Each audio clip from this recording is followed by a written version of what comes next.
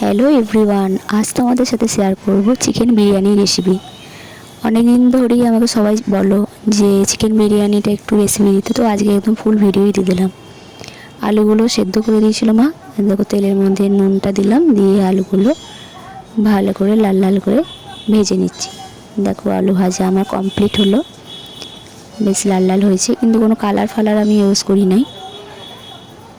আলুগুলো দেখো ভাজা হয়ে গেছে ভালো মতো। এরপরে ওই আলু ভাজা তেলেতেই পেঁয়াজগুলো দিয়ে দিলাম বেরেস্তা ভাজার জন্য। পেঁয়াজগুলো একটু লাল লাল করে ভাজা হোক। দেখো লাল লাল ভাজা হয়ে গেছে একদম বেরেস্তার মতো, বেশি কালো করবে না তাহলে এতে তো বড়া লাগবে। তো বেরেস্তায় ভাজা হয়ে গেল। এবার এই তেলেতেই আমি গোটা গরম মশলা দিলাম। গোটা গরম মশলাগুলো দেওয়ার পরে আমি বাকি যে পেঁয়াজগুলো আছে ওই পেঁয়াজগুলো এই তেলের মধ্যেই দিয়ে দেবো চিকেনটা করার জন্য। তো দেখো পেঁয়াজগুলো আমি ভালো করে ভেজে নিচ্ছি, একটা তেজপাতাও দিয়েছিলাম আর কাঁচা লঙ্কাও দিয়েছিলাম। পেঁয়াজগুলো একটু লাল লাল করে ভাজা হোক। ভাজা হওয়ার পরে এই যে চিকেনগুলো দিয়ে দিচ্ছি। দেখো চিকেনের চর্বি কচকচি সবই দিয়েছি, আমার ফেভারিট জিনিস। তো ভালো করে চিকেনটা আমি একটুখানি তেলে দিয়ে ভালো করে ভেজে নিচ্ছি। ভালো করে ভেজে নেওয়ার পর ওই আদা রসুন গোলমরিচ বাটার পেস্টে দিলাম। লাল দেখে ভয় পেও না, কোনো শুকনো লঙ্কা নয়, এটা হচ্ছে কাশ্মীরি রেড চিলি দিলাম কালারটার জন্য। যেহেতু আমি বিরিয়ানিতে হলুদ ইউজ করি না সেই জন্যে, অনেকে আছে হলুদ ইউজ করে। এবারে একটু কষানোর পর মশলাটা আমি দিয়ে দিলাম বিরিয়ানি মশলা। সাই গরম মশলাও অনেকে দেয়, আমি বিরিয়ানি মশলাটাই দিলাম। একটু মশলাটা দিয়ে ভালো করে নাড়াচাড়া করে কষে নিলাম, দিয়ে চাপা দিয়ে দিলাম। এদিকে ভাতটাও বসিয়ে দিয়েছি, চালটা ধুয়ে জল দিয়ে গোটা গরম মশলা দিলাম। কী কী দিয়েছি তোমরা দেখতেই পারছো, দারচিনি গোলমরিচ এলাচ আর তেজপাতা। ভাতটা ততক্ষণ হোক, ভাতটাও চাপা দেওয়া থাকলো। এরকম চিকেনটাও আমার অলমোস্ট রান। চিকেনে আমি মধ্যে কোনো জল দিইনি, যতটা ওই মশলা কষানোর জলে আর তেলেতেই সেদ্ধ হয়েছে। তো ভালো তেলও ছেড়েছে, কারণ চর্বিটাও ছিল অনেকটা, দেখেছো।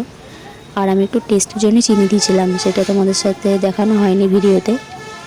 আর একটু ঘিও দিয়েছিলাম। এই দেখো আমার ভাতটাও রেডি হয়ে গেছে। আর ওদিকে দুধ দিয়ে ভিজানো ফুড কালারটা, এগুলো ফুড কালারটা দিয়েছিলাম। এবারে বিরিয়ানি লেয়ার করে নিচ্ছি। ভাত, বেরেস্তা ভাজা, আলু, এগুলো ফুড কালার দুধে ভেজানো। আবার একটা ভাতের লেয়ার করানো হচ্ছে। এই ভাতের লেয়ারটা করার পরে আবার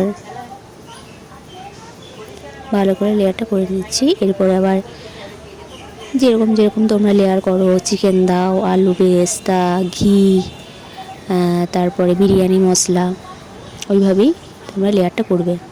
আমি এবার চিকেনটা দিয়ে দিলাম।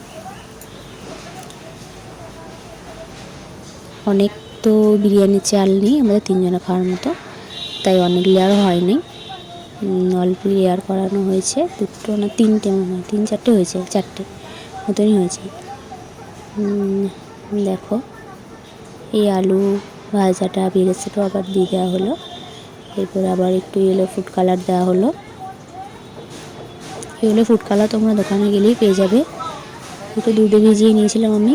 আর আমি কিন্তু বিরিয়ানিতে জাফরান বা কেওড়া জল, গোলাপ জল এগুলো ইউজ করি না, কারণ আমাদের বাড়িতে কেউ এই গন্ধ খেতে পারে না, সেই জন্য।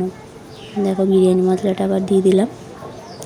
আর আমি বিরিয়ানিতে টক দই খোয়া ক্ষীরটা ইউজ করি, কিন্তু কালকে বিরিয়ানিটা রান্না করেছিলাম, যেহেতু কোনো মানে ঠিক ছিল না যে বিরিয়ানি করব বলে। দেখো ঘিটাও দিয়ে দিলাম, সেই জন্য খোয়া ক্ষীর আর দইটাও আনা হয়নি। আর আগেই তো বললাম আমি গোলাপ জল, কেওড়া জল, এইগুলো ইউজ করি না, কারণ এগুলো আমার ভালো লাগে না। এগুলো ছাড়াই আমার বিরিয়ানি সবাই মোটামুটি ভালোই বলে। জানি না তোমাদের কেমন লাগবে। তো তোমরা আগে অনেকবারই আমি পোস্ট করতাম আগে বিরিয়ানি, ইউটিউবে হয়তো পোস্ট করা হয়নি, অনেক গ্রুপে, রান্না গ্রুপে পোস্ট করতাম, সবাই চাইতো যে বিরিয়ানি ভিডিও দাও। দেখো আমার বিরিয়ানি রেডি। আজকে তোমাদের সাথে বিরিয়ানিটা শেয়ার করলাম ভিডিওটা। যদি ভালো লেগে থাকে তো like, comment, share and subscribe করে আমার পাশে থেকো। এইটুকুই বলবো। দেখো এক থালা বিরিয়ানি